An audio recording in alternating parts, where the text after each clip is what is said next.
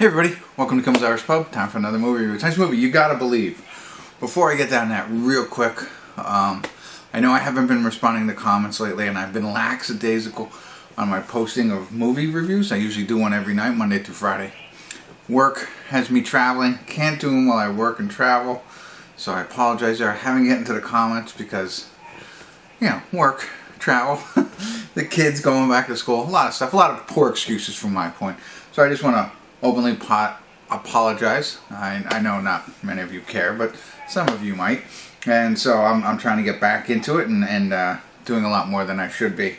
Anyway, Little League Baseball team of misfits dedicate their season to a player's dying father. In doing so, they accomplished the impossible by reaching the World Series Finals in a game that became an ESPN instant classic. So it's based on a true story. I just got chills reading that. I don't know, you know, I never know what these movies are about. This one has Luke Wilson in it and Greg Kinnear, Sarah Gadon, I think, and that's Patrick Rena from The Sandlot. He's in this. That's cool. Let's see, anybody else? It looks like there's some other people in it, but anyway, it's only 5.4 on IMDb. It's on, but only 246 people rated this far. So wow, it just came out, baseball family sport. I wasn't sure if maybe it was faith-based, but it is family-oriented, so I'm excited. We'll find out. I'll let you know what I think and tell you if it's worth watching. So stick around. I'll be back.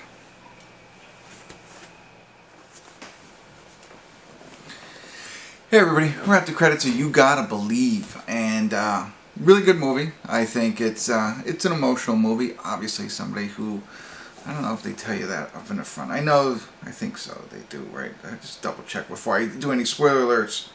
Dying. Oh yeah, player's dying father. Okay, so that's in here. So yeah, he's played by Luke Wilson. So that was a surprise. I didn't know that. Greg Kinnear is the other coach. They're best friends, and both of their sons play on this team. And it's interesting to see how that develops. I don't know how much of it is true, but I mean the team did go to the Little League World Series, and the two fathers coaching and one gets sick, right? That absolutely happened. I think the Little League game, the World Series Little League game happened, but were they a ragtag group prior to that and they make it all the way that far? I don't know. You know, that whether that happens or not, the fact is that they did make it to the Little League World Series. And you know, everything in it. And so, looking at it, I think it's a great story. It's based on a true story. They show, one of the things I love at the end is showing the real people, which they do. You know, some of the words that happen post-film.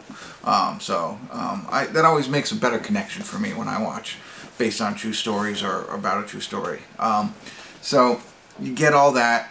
Now, I will say that I enjoyed it. I thought it was well done. You know, I like these types of sports movie. It's not faith-based, and I thought Luke Wilson did a great job. Greg Kinnear did a great job. I think the kids, for the most part, did a really good job as well.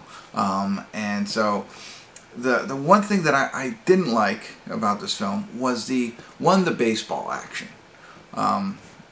You know, they didn't show enough to build up that drama. Now when they get closer to the end, there's a little bit more, but they kind of fast forward, and I get it. The focus really isn't on that. The focus is on Luke Wilson's character and the baseball team altogether.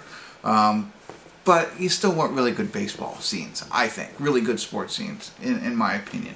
I think anytime they're going to show sports, you gotta double down and get somebody in there that's going to help you make it look really good, for those types of people like me. That's just one thing. And there was parts where it was I don't know what that, I don't know what the angle is or what it is, but it looks like, you know, it's almost like 3D. It almost felt like they were running with a selfie stick kind of thing. I know there's some type of view you can do that. I think you can now do it on your phones, but you know, and there's parts where they're zooming in on the ball and it looks fake, you know. So I didn't really care for that aspect of it. I think it made it look hokey. You know, so that's why I think if you put that extra little effort into that, it's going to be okay. And I get it's also probably for a little bit of different demographic for little leaguers, and maybe they find that more enjoyable. I don't know. So there was that piece of it. The other piece, I know I'm hypercritical right now, was, they didn't have a lot of backstory on the other members of the baseball team, which I think they could have done a little bit more. It makes it, I think it makes it a little bit better when we get down to, the end and the things that happen in the final game. And so I'll leave it at that, but I think that there should be more involved. There was for some of them. They touched on a couple, besides the two sons. The one son, of course, is dealing with his father's cancer. So you have good development there. But the rest of them were kind of very, very light. Whereas I think they can go a little bit deeper. You got some extra time there. And maybe instead of they show a bunch of highlights of the baseball, which were done poorly, maybe minimize it, but make it really good. Spend more time maybe on one or two more characters. All of them. I'd like to a lot about all of them because of what went down, but you really don't get that. And I think that was a missed part. Something that I would enjoy anyway. So much that, and I'll touch on this, they have this, it starts off like they're the worst team in the regular league, but then they become the all-star team. It's like, okay, does that really happen? But anyway, it doesn't matter about that, but they have this center fielder. And, he's like their all-star, their best player during the regular season. And then they become all-stars. And he comes late, but he comes back. But they don't, that's the only piece about it. There's nothing more about this center fielder that happens. It's like, oh, he came back in. Maybe he's going to do something amazing, or there's some backstory on where he was and all that kind of stuff. There's nothing like that, which is I don't know. Maybe ended up on the cutting room floor. That's probably what happens with a lot of this, but I just felt that was really odd. That they called it out, best player on the team, then he comes late to, not super late, he misses a couple of all-star practices, but comes to the first game. That's it. There's nothing more to it. So, I don't know. Those kinds of things, I love the story. Obviously, it's based on a true story, so I thought they did a great job telling that. Again, the acting was good. I liked the wife. I don't know who that was. But I thought she was really good.